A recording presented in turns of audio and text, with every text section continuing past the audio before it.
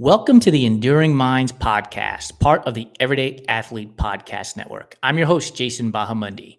Enduring Minds is where we explore the intersection of mental health and endurance sports while breaking the silence and stigma surrounding men's mental health. We're to have real, open, honest, and vulnerable conversations, sharing the struggles, victories, and everything in between that shapes who we are. So leave the shame, guilt, and fear at the door and join us for another episode of Enduring Minds.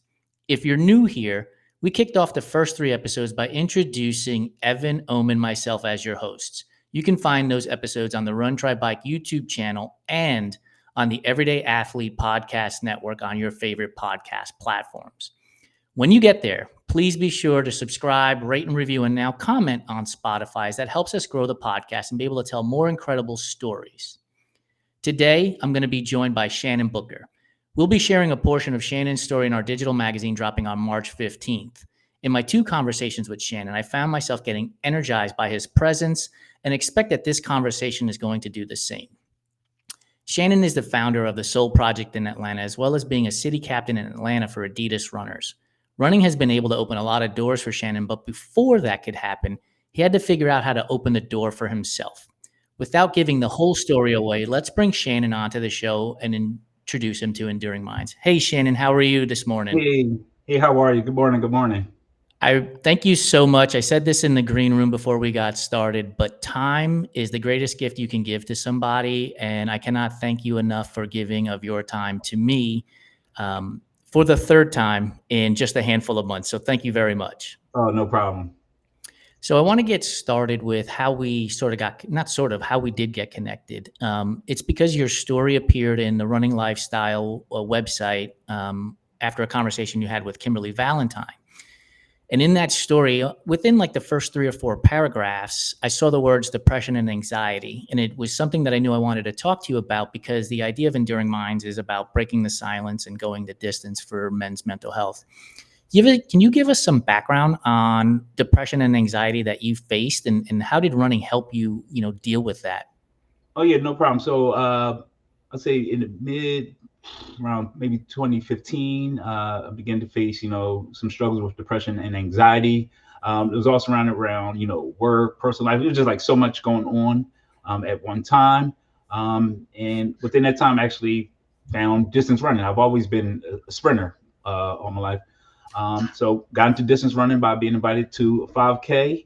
And I realized I'm like, oh, this is something that's actually pretty cool and I might be good at. So begin to utilize running as a means of therapy, in a sense, to, get my mind off of what I was dealing with. So that was how running and my mental health begin its journey together. So as you start going down this running path, what are you experiencing, and how is it helping you deal with that anxiety and depression? Are you finding, because you said you were a sprinter in our previous conversations and you found running long, sprinting, I don't know if you're running the 100 meters, but, give or take 10 seconds. Now running a 5K, which is give or take, 20 to 30 minutes. Yeah. Is it because you had the opportunity to think over those 20 to 30 minutes that you were able to start getting through some of the struggles you had? I would say so, because running just gives you an opportunity to just let your mind just free, right? You can think, you can just really just be out there and just feel relaxed. It's a sense of being able to, as I say, running away from, in the sense of what you were going through. So it's a moment where I can think about it, but I don't have to think about it. If I want to, I can just go for a run. I know for myself, sometimes I say that, right? I'm just going to go for a run. And when I come back, I'm absolutely energized to do things, but I don't know that I've always come back energized to tackle the thing that I was running away from in the moment. Right. Are you capable of coming back and staying present with the reason why you went for that run in the first place, to get through that obstacle, or get around that obstacle, or get over that obstacle?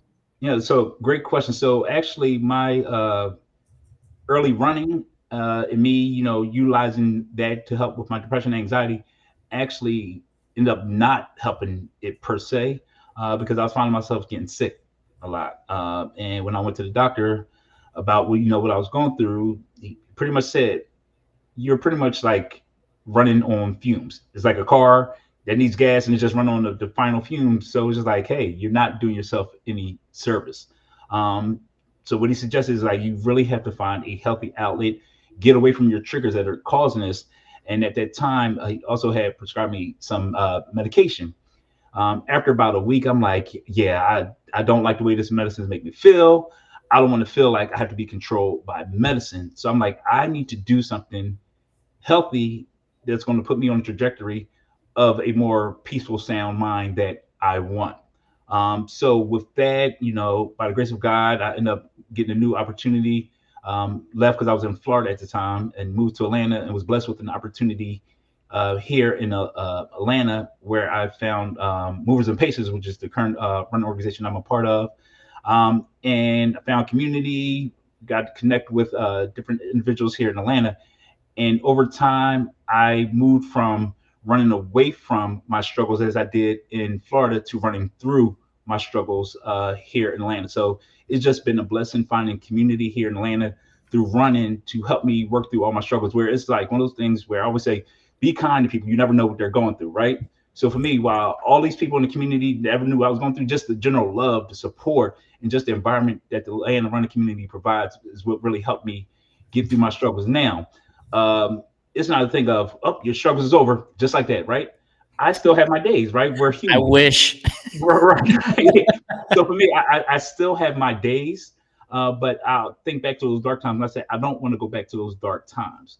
So for me, really putting things in place to remain that peace that I'm looking for, and part of remaining in that peaceful space that I'm looking for, I no longer use running as a sense of dealing with issues I'm going with, because for me, I found I was carrying that, and it made my runs feel heavy, right? So for me, if I'm going through something, rather than going for a run, I'm going to sit in what I'm feeling, right? I want to understand what I'm feeling. I'm going to be okay with what I'm feeling, because running, in the sense, was me saying, like, it's not okay to feel this way. So I need to go run and not think about it and get it off my mind. Like, no, when you are dealing with stuff, sit in it, process it, feel it, know that it's okay not being okay. Now, on the other hand of that, you can't sit in your feelings too long, right? It's kind of like spilled milk analogy. Milk spills, clean it up. The longer you sit and watch it, it's going to smell. It's going to make things worse. So rather than sitting in this space of frustration, the depression of this, do something about it, right? Talk to someone, find a healthy outlet. I know people saying it may be easier said than done, and I agree. It is that way, because a lot of people are telling me that, but it is possible. There is brighter days on the other side. What you're going through right now, folks, and anyone that's listening, is perfectly okay, right? Don't let no one tell you it's not okay. How you are feeling is perfectly fine. However, I encourage you to find that healthy space that's going to get you out of that dark space that you're in. And while we all often hear, running is therapy, running is therapeutic. Running is not therapy. Louder Yeah, for the people in the back. so for me, so running is therapeutic, is not therapy. So finding that therapeutic piece in it, while also finding what you really need to get through those struggles. And for me, like I said, through the grace of God, through community, and then through me just taking back control, is where I'm at now, where I can say, like, you know what, thank you, Lord, for getting me through this struggle.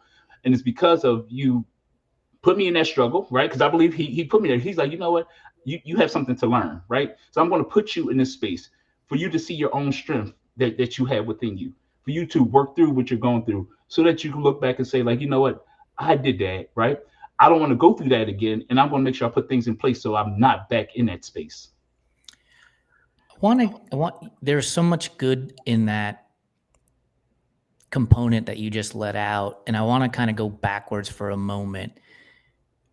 We as men don't oftentimes just come out and share our vulnerabilities and our feelings. Mhm. And you found community with movers and pacers, but when you first started, was it difficult to be open and vulnerable to the people around you about the things that you were dealing with? Or did that confidence grow as you ran and got comfortable with them? Right. And here's the great thing about it. Remember when I said earlier that, be kind to people because you never know what they're going through? I never had a conversation with anyone. It was Okay. just a general warmth that I received, the warmth of the community in Atlanta in general, the people I connected with, that helped me get through those things. So, and then it was, I think I want to say maybe like 2017, 20. I need to look back. I had decided like, you know what?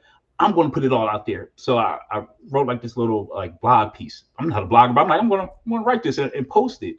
And it was so like liberating to just like release it. It was like no longer this secret in a sense. Now there were some folks who knew I was going through struggle, but for the most part, no one, really, or they may have like, oh, Shannon may be going through something, but they just never said anything. So for me, I created a piece called Feel Felt Found, right? And I talked about my struggles of this is what I felt, this is what I feel, this is what I found, right? And going through the whole thing. And I based my blog off of that to tell my story of that. Now, prior to that, I had a conversation with my mom.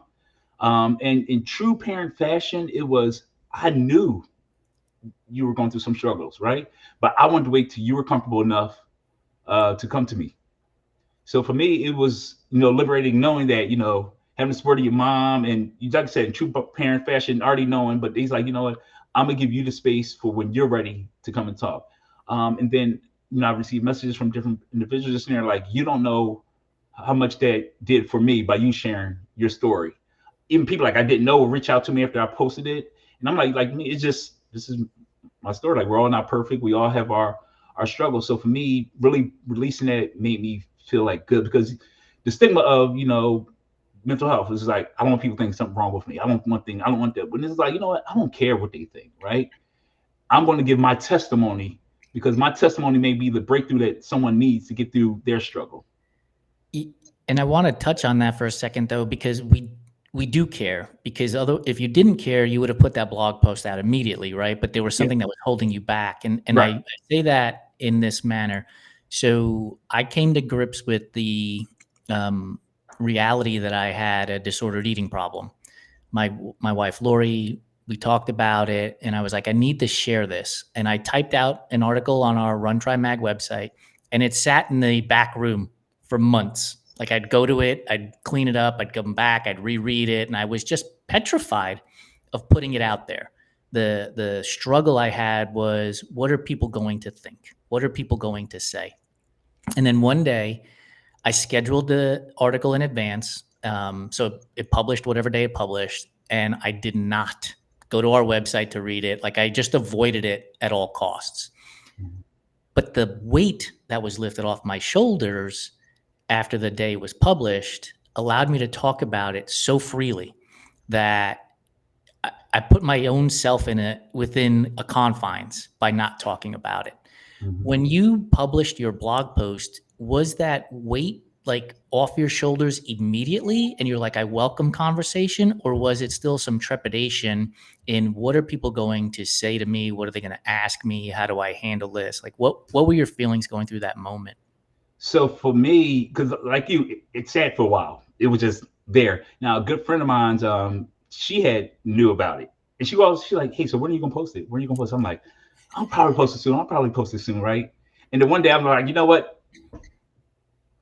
Publish. Did you run away like I did, or did you like publish and then sit and watch? Yeah, I just published and just now it's out there. It's out there. But before I actually published what I wrote, I sent it to my family in our chat. That way it was like, no, like, wait, what? Yeah. So I sent it to my family and everything. And even like some of my siblings who didn't know, they was like, oh my gosh, like, wow, thank you for sharing this. Like, we love you. Like, it was great. It was great. Yeah. It was just, put it out there. And then, different people reaching out to me just saying like, hey, we're here for you. Thank you for sharing your story. Your story did a lot for me. We would have never known that you were going through this. And I'm like, for me, it goes back to my favorite quote by MLK. The ultimate measure of a person is not where they stand at times of comfort and convenience, but where they stand at times of challenge and controversy. So while I was going through that, right, my true character was still remaining steadfast. Mm-hmm. No one ever knew, like, well, Shannon's there. Now, close friends could see, like, okay, Shannon's a little off, but hey, I'm gonna respect the space. So for me, it was just a matter of showing that who I am when I'm going through stuff is who I am when I'm not. And that's what important that people don't, have to understand that, sometimes their struggles can take you out of character, and that's okay, right? Because you're going through things. But overall, for me, it was a matter of just staying steadfast to who I am, pushing through and doing the inner work for me, so that I can get to uh, where I want to go. On the other side of the struggle. One one of the things that made me smile is that you sent it to your family first, and the response was, "We love you. We didn't know this was happening, and or maybe we did, and we just wanted to give you space."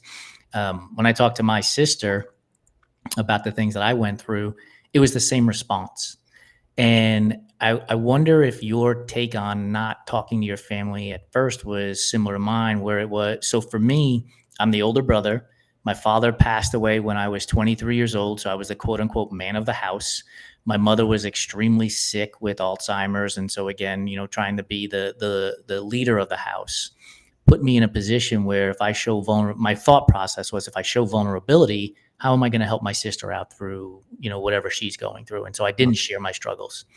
But when I did, I got that same response. We love you. We're here to help you. We thought something was wrong. Why were you not sharing with your family initially? Is it because of just the male traits Yeah. of we can't be vulnerable? And I think that's what it is. Like when you think of the man, like you have to be strong. You can't do like no, you can't go through this.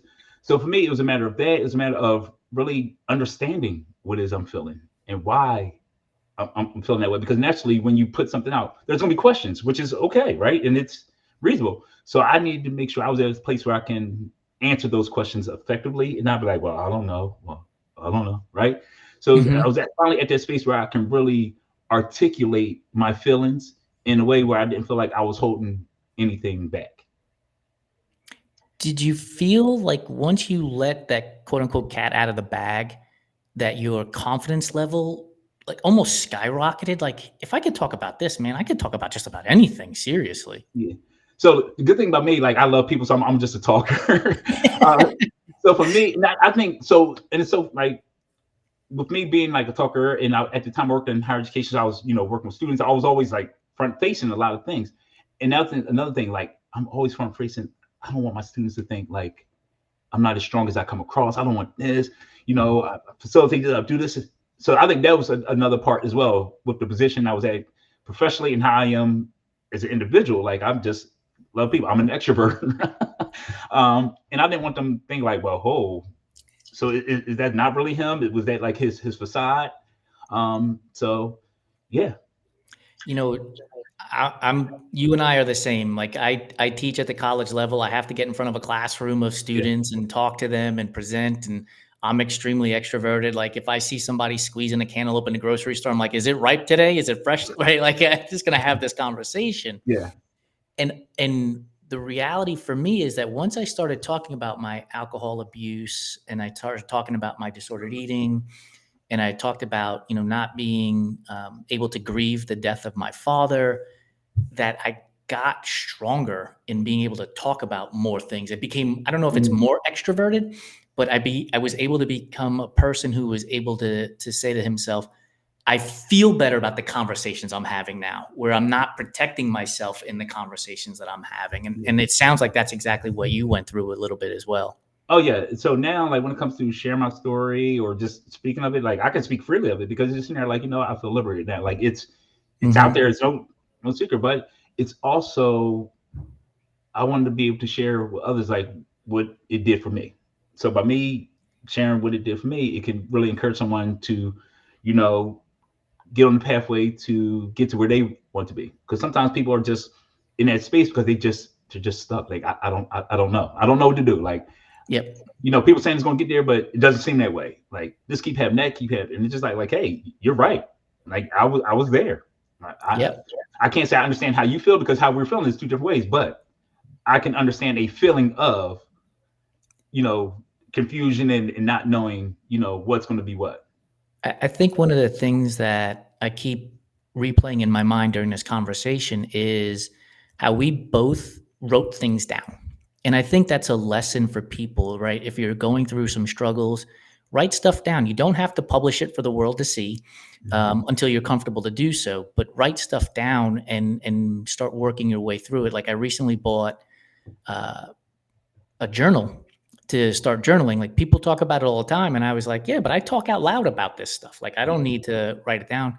But once I started writing things down, like clarity of mind came about. Yeah. Um, are you still putting out blog posts or do you journal? Like how do you take care of that side of it in outside of running? Yeah, no. So for me, when I did that blog, I'm not a blogger. I'm like, oh, blogging seems to be the thing. Let me go on this website and just write something, because that was my way of putting it out there. I'm like, well, how? So that was that. No blogger. It was just wrote a couple things that were on my mind. But for me, kind of like I write things down. So for me, when it comes to like practicing good emotional intelligence and working through things, what I do is I write things down, right, and I throw it away, because that's my way of getting it out, releasing it, and then just tossing it. So during the pandemic, I was unfortunately one of the millions who lost their job, right, and went through a whole lot during the pandemic.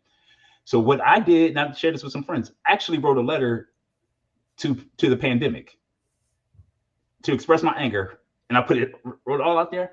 And for me, it was just releasing. It may sound crazy, but for me, it was just like it was good. Like I was able just to type it out, and it was my letter to COVID, and how it made me feel, and I just released it, and just kept pushing through.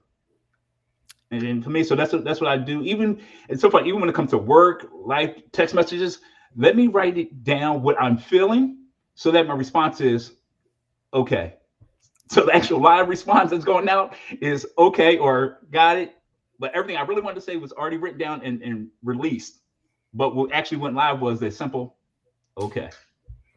Joe Harden, who is one of our podcast hosts on Beyond the Finish Line, he has in the past, and he recently picked it up again, a video that he posts where he writes down, a negative thought or something that's holding him back, and he crumbles it up and throws it in the garbage can. Like, and he's recording this and he's sharing it with the public to see, which is exactly what you're talking about, which is I'm going to write something down, which allows him to process, which probably allowed you to process, and then you crumble it up and throw it away and release it, and you move on to the next thing, which I think is a phenomenal visual for people, right? Yeah. Like, here's the thing that's holding me back. I'm throwing it in the garbage so I can move forward. One of the things you mentioned earlier was MLK, and obviously the leader of the civil rights movement, which is something that we are clearly still going through in today's landscape. One of the things I wanted to talk to you about was the Atlanta Run for Justice and Equality. Yeah. And the reason behind you organizing that. What were you hoping to get out of it, not just for the community, but also for yourself? Yep. So during that time was, this country just in the uproar, right? With all the systemic issues that was happening, particularly around George Floyd, Black Lives Matters. It was just like so much going on. I'm like, I want to do my part, right? But I don't want to do what everyone else is doing. I want to do something that's going to create a space where it's not like people just going back and forth. It's just a space where we can create like-minded conversation and just enjoy the space that we're in. So I reached out to a buddy of mine. I said, hey, I got this idea. Let's put together like this run and call it, the ATL Run for Justice and Equality. While people may have different views, may sit on different sides of the aisles, in this one moment, we're all runners in the community. And he was just like, let's do it. This was on a Wednesday that I reached out to him via IG. So went on Canva, we created a flyer, posted it, and we did the run on that Sunday. So we got there and one of the local news stations was there. So we just kind of like, oh, cool. But where the runners at, they normally broadcast from there because of like the city, line that's in the background. So I'm like, oh, they probably just doing their morning, nothing, whatever. So they came to us like, hey, so are you Shannon Booker? I'm like, yeah. They're like, hey, so we'd love to, interview you. We heard about this run that you put together. I'm like, oh, okay, cool. So then, different people are coming up, people are running. So I'm like, oh, people just out running, not thinking they're here for the event. Then it was remember the manager from the local Target that's right there put up, say like, hey, we want to contribute to this. We saw what you're doing. We saw it online. Would you mind if we donate some waters and like some little granola bar? I'm like, sure. And the more people were coming, I say that to say it ended up being like close to about 200 people who came out that day. And what was amazing about it, we went for a run, came back, and we had an intentional conversation around what was taking place. Um, and it just allowed everyone to express their feelings about what was going through in a unified way, not a divisional way, not a way that was causing a disturbance to the general community, right? Because even with the protest stuff, like you had people that were just annoyed with a bunch of people in the street, but we're able to do it in a way where we cause minimal disruption. Now, with a lot of people, sometimes cars got to slow, but it's minimal disruption. But we still got the point across. We brought the community together, and it was just an amazing thing to do. And from there, people reached out to me and said, like, Shannon, you got something going. You should keep this going. I'm like, yeah, but if I'm going to keep doing something, I want it to be done with a purpose and not just doing something because I'm drawing all these people out, because it defeats the purpose of why I originally wanted to do what I did. So from there, I, hosted other community that like run walks with the intention of having an intentional conversation around it. So from there, I did something around Juneteenth. A lot of people came out, and we had a discussion about that. And what was great about that, had a guest speaker come and talk about, what Juneteenth is and the importance of it, because you had, individuals who heard of the holiday but didn't know what the holiday was. You had people within the African American culture who know the holiday but didn't truly know what it was. So it gave an opportunity to educate on Juneteenth, celebrate Juneteenth, and bring the community together. Other events that I did some collaborative events with local LGBT organizations, with groups around wellness and mindfulness. I did a back to school drive. So it was just a lot of things that I was able to do within that space. And I called it social fitness ATL. Now, with anything in life, you have to know that things has its time, right? And you have to know when it's time. So we had a good run, and it just, faded out, nicely. But for me, I told people, like, it served its purpose. It's going to leave a lasting impact for Right. sure. It served its purpose because it brought people together, and I was able to meet so many people through that.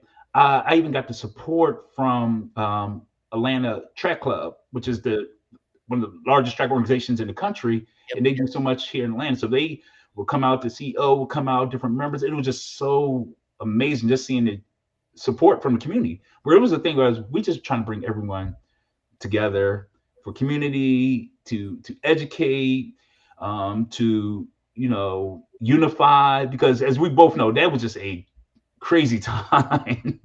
To Right? say the least. Yeah, and for me too, doing all that was therapeutic for me, because I was without a job. I had lost my job. So we was furloughed in April, hoping for things to happen. And in June, they said, like, hey, we're letting you all go.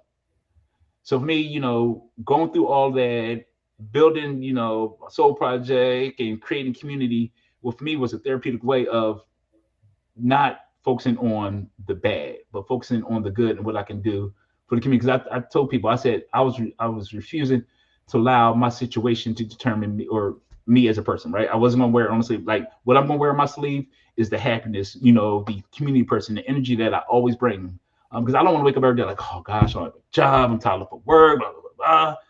I want to get up every day and spend the day and thankful for the day. And I tell people, I got up every day blessed, and I went through my day as if I was going to that job. So for me, I was, giving praise and living my life as if I already had the blessing that I knew was coming my way. And that's why I always tell people, you're going to go through things, but live today as if you have what you are looking to get in the future. And that's how it's going to come. You're talking about, social fitness ATL, Soul Project. And one of the things you mentioned was a friend said to you, hey, Shannon, you got something going on here. Are you going to do more? And that's what happens with leaders. And I wonder, as people are volunteering you to do more stuff, how do you handle that stress? Because it's like, oh, I need to go do X because somebody thinks I should do it.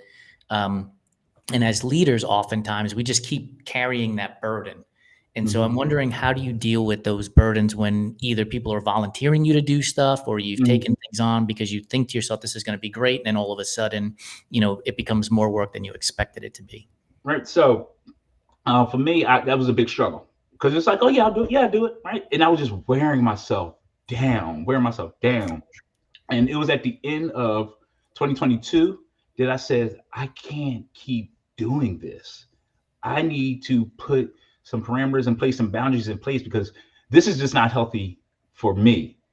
And it's getting to the point where I'm not enjoying things as much as I used to, because I'm just like so stressed. And it's just like, I have to do this, I have to do that. Plus I have my job, but then and it's just like, no, absolutely not. So for me, it was getting to that point where I was just like physically exhausted, mentally exhausted, where I was like, I need to put these parameters in place, because I'm just not enjoying it the way I used to. And when you do that initially, because I've done the same. Like Yeah, honestly, talking to you is like reading my own mind. Honestly, I've put those things in place as well. And initially, there is more stress. Like, oh, I'm going to disappoint somebody because I'm not capable of doing this. But over time, I have found it has given me more energy to be more present for the things that I am allowing in. yeah, Is that something that you have noticed as well? yeah, yeah, definitely. And for me, it was also those friends, those true friends, because I would say a true friend is one that's going to tell you what you need to hear, not what you want to hear. Hmm. So it was a true friend saying like, yo, you gotta chill a little bit. Like you're wearing yourself. Then we can see it in your face. We can see it in your responses. We can see it in your nonchalantness sometimes. Where I'm just kind of like, yeah, I'm good, right, and it's not intentional, and they know it's not intentional, but they know it's because you're exhausted. You're carrying too, in a sense, like your buddy, yo, Shannon, you're doing too much. Chill. I think we need those people in our lives, and what we need to do is hang on to them, and not let them slip away. So sending that text message, making that phone call, hey, I'm thinking about you.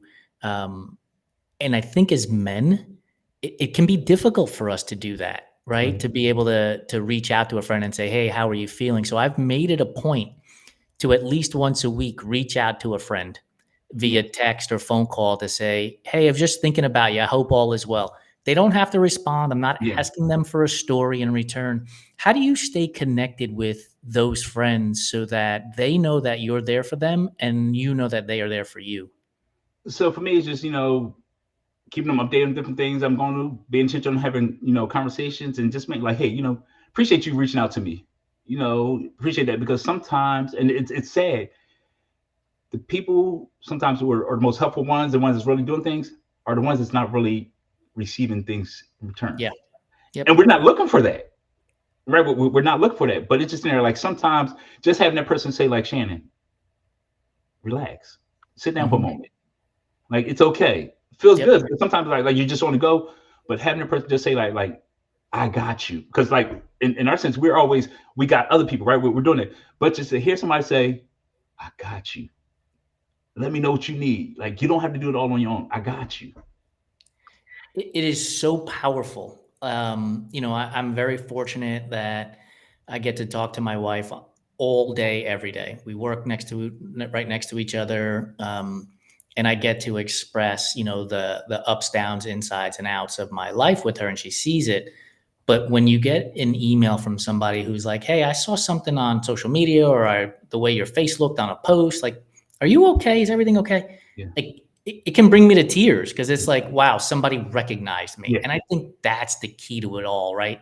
The message that you send to your friends is, I see you. And that's really all that is, but Mhm. it's so powerful. Right. And I tell you like it does. People don't realize how much that does for, especially someone that's always on the go. Just like, because sometimes I'm like, gosh, I just want to breathe. Like sometimes I'm like, I feel like I'm just like I'm struggling to stay above water. I won't bullshit you, man. This morning I woke up and I was like, I would just love to lay in bed all day, Yeah, but I have this show I need to produce and get out on.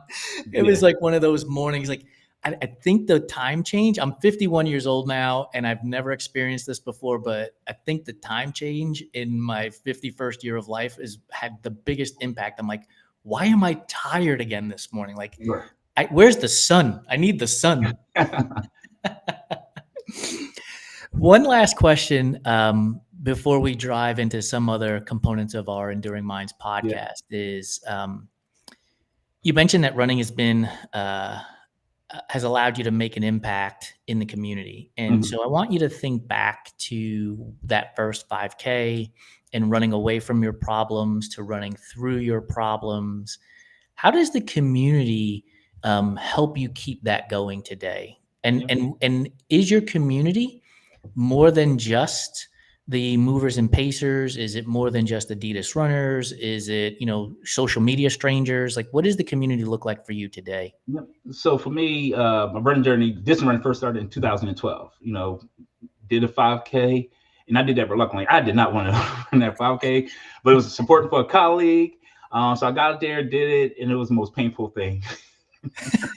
But when the race was over, she came to me. She's like, "Hey, so you really never done like a distance race like that?" I'm like, "No." She's like, "Well, you finished in the top group." I'm like, "I don't know how, but okay, cool."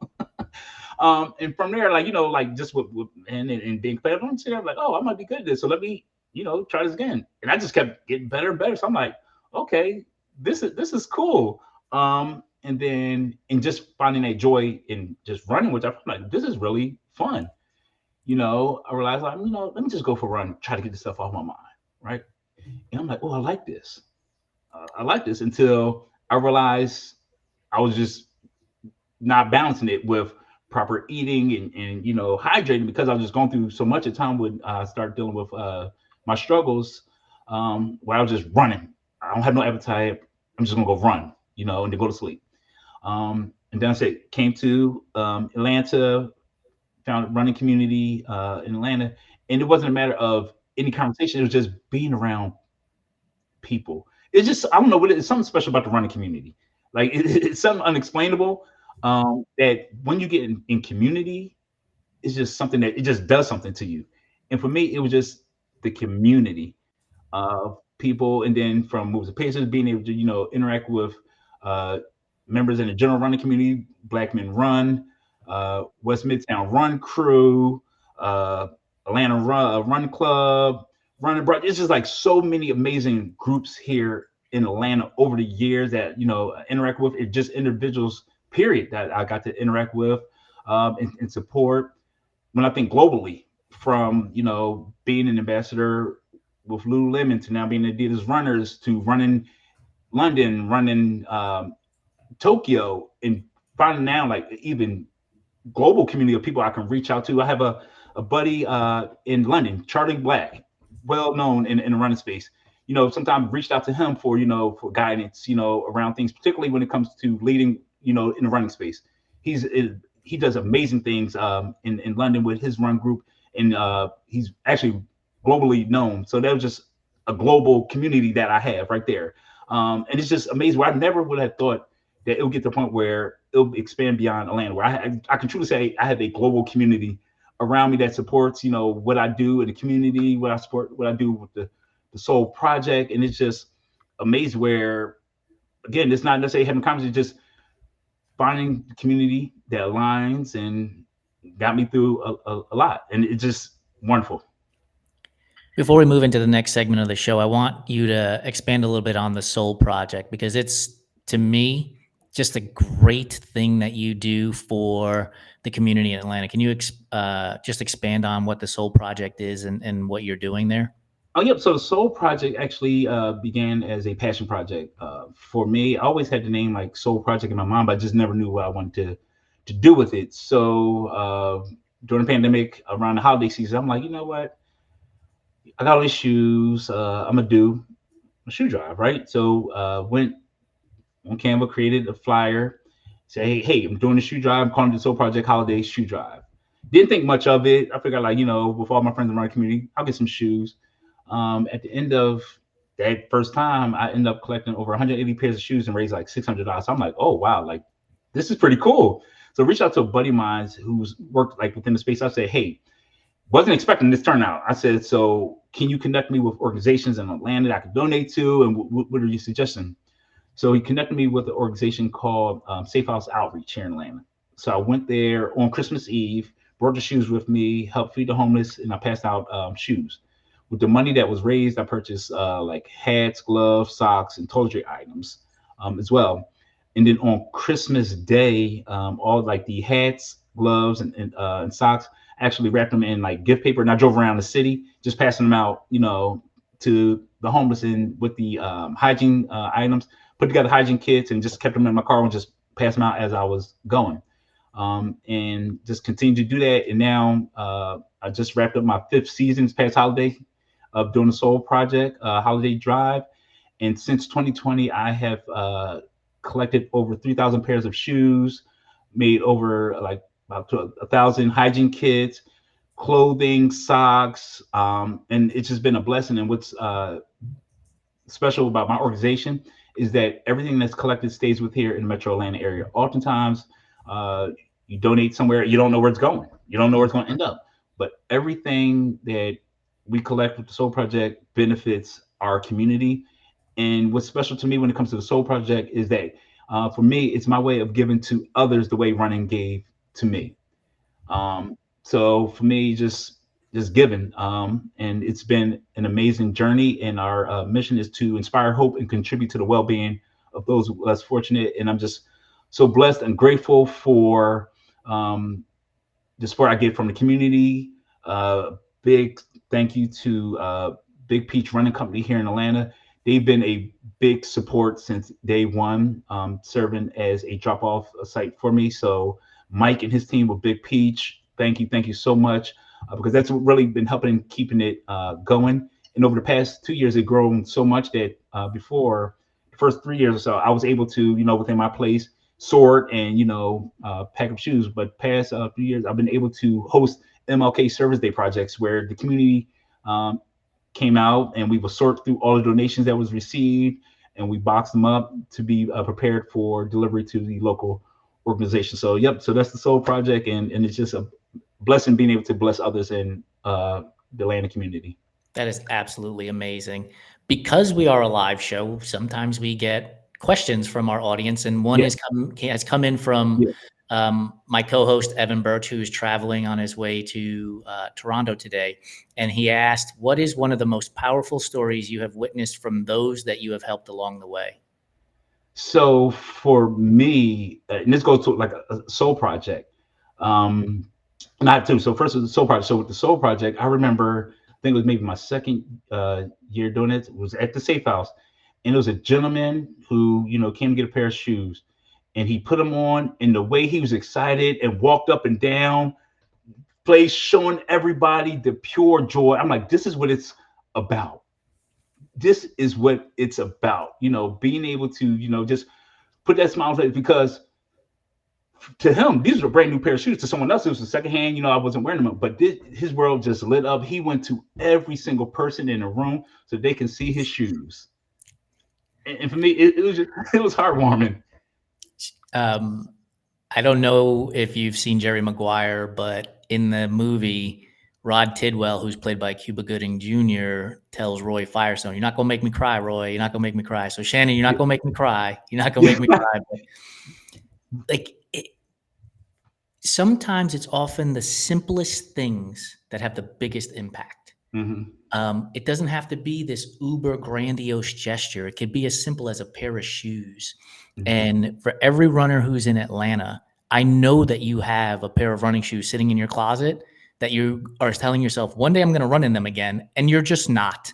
Yeah. So get them over to the Soul Project and get more stories like the one that Shannon just shared, because that's impact. Right, and it is. And then when I look at a great story when it comes to the impact on the running side outside of the Soul Project. So with Adidas Runners, the whole purpose with Adidas Runners here in Atlanta is like really around community, reaching out to that beginner runner, or that runner that may be a little intimidated. So create that space where they feel welcomed, and it's not so competitive and so performance driven.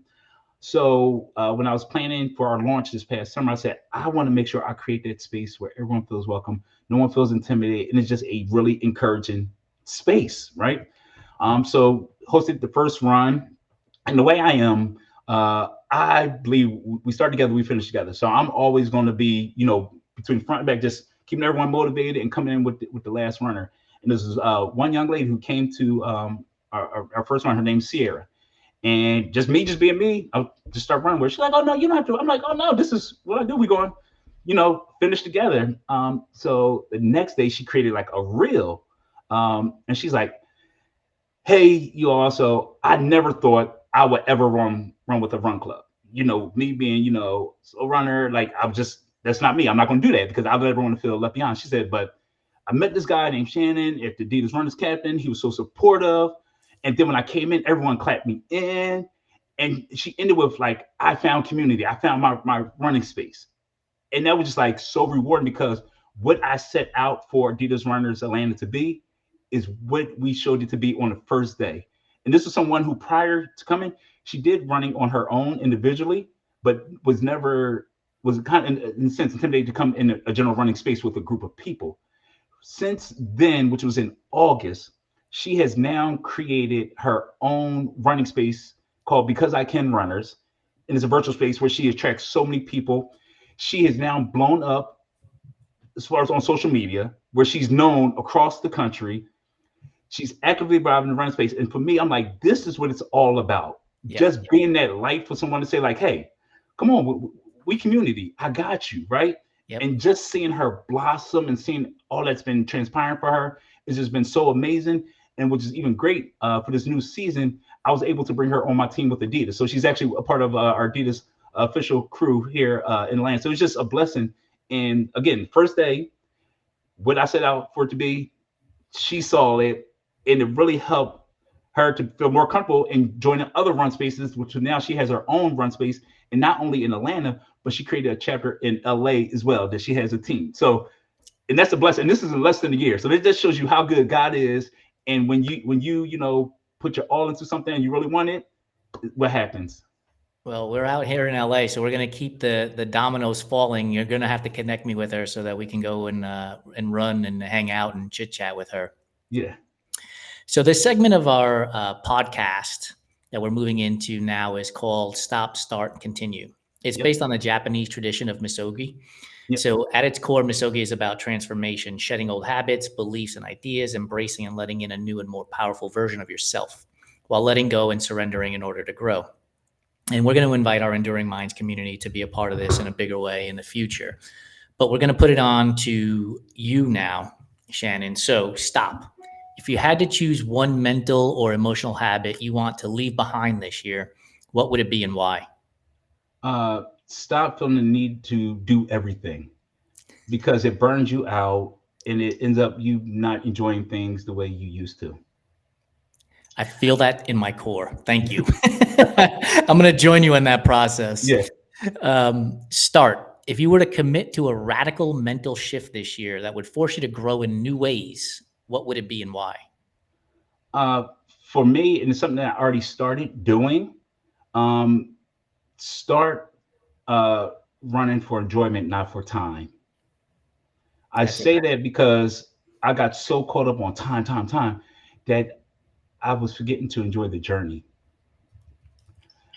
October 2022, ran Detroit Free Press Marathon. I was just zoned in on my training.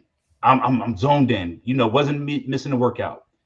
Get to that race, mile 21. I remember there was a gentleman who was approaching me, and he looked over. He says, "Are you okay?" And I'm like, "Yeah, I'm fine." Less than a minute after that, I collapsed on the ground in the back of an EMT. Didn't finish the race. Right, that race I was pacing a good maybe like around like 6:45, 6:50. I was feeling good. After that, got home. The doctor said, you exhausted yourself. You put too much and your body just finally gave out. And when I sat back and was reflecting on my training journey, I couldn't remember much of anything because I was so finished on focus that I did not enjoy the journey. So for me, in my running space, it's focusing on the journey, focusing on experiments rather than time. So I'm running for fun, running for enjoyment rather than time. While naturally I still want to maintain a nice pace, my focus is to finish and have fun. Yeah, we actually have a series on our website called Enjoying the Journey for that exact reason. Remember those moments in training so that you can really enjoy those moments at the finish line. Yeah. So the last one, continue. If you had to symbolically cleanse or renew one aspect of your mental health in the next year, what would that be and why? Continue staying true to the boundaries that I have been put in place, and understand that, hey, Shannon, you're human. You can't be at many places at one time. It's okay to say no, right? People will be okay, and just keep pressing on. So an example of me having to say like a hard no in a sense and respect that boundary. So Movers and Pacers, one of our weekly runs is on Sundays, and you could tell me that I was a favorite. Every Sunday, I'm there running, having a good time. But going back to the situation I mentioned with Detroit, with passing out, I feel that situation was a way of the Lord telling me, like, hey, you need to come back home to the church, right? So I'm gonna get your attention one way or another. So got back, back in church and affiliated with Change Church here in Atlanta. It's an amazing church. I'm so thankful for me being a part of that ministry. And from my involvement in that ministry and Dr. Darius Daniels and what he poured into me through the Made Men ministry with Made Men and cohort that I went through for our 12-week training, I put myself in a place where I want to continue my faith journey, right? In order to continue my faith journey in this sense and not backpedal and get to where I am, I have to be committed, you know. So I end up telling, team at Moving Space, like, hey, unfortunately, I won't be able to be commit to Sundays anymore. Now, for special run things that we may do on Sunday, I will go, but that was a hard line boundary that I set where on Sundays, I will be at Change Church serving where I lead our parking lot team and just also enjoying service. So again, I will, just gonna just keep being me, keep loving, keep enjoying, and doing big things. Well, you radiate big energy, man. The smile is infectious, so keep doing what you're doing. Thank you so much for your vulnerability and your willingness to share pieces of your story with us today. Final thoughts, words of wisdom. Where can people connect with you and what you're doing out in the world? Yep. So you can connect with me on my IG at book 1914. You also follow Adidas Runners at Runners Atlanta to stay up to date on what we have going on. Um, the Soul Project ATL on Instagram as well. And to everyone that's out there that's going through a struggle, I want you to know that it's okay, right? You have a community around you. And if you feel like you don't have a community around you, Shannon Booker, Shannon R. Booker at Gmail, book 1914. Reach out to me. I will be your community. I will be an ear to listen, right? If you just need someone to listen, reach out to me. I got you. It's okay what you're going through. Put in place what you need to do to get through the struggles and know that it's going to be okay. God got you. Let's go. Really appreciate you being willing to take on personal emails. Thank you so much for that, Yeah. Shannon. And thank you so much for joining us. Thank you.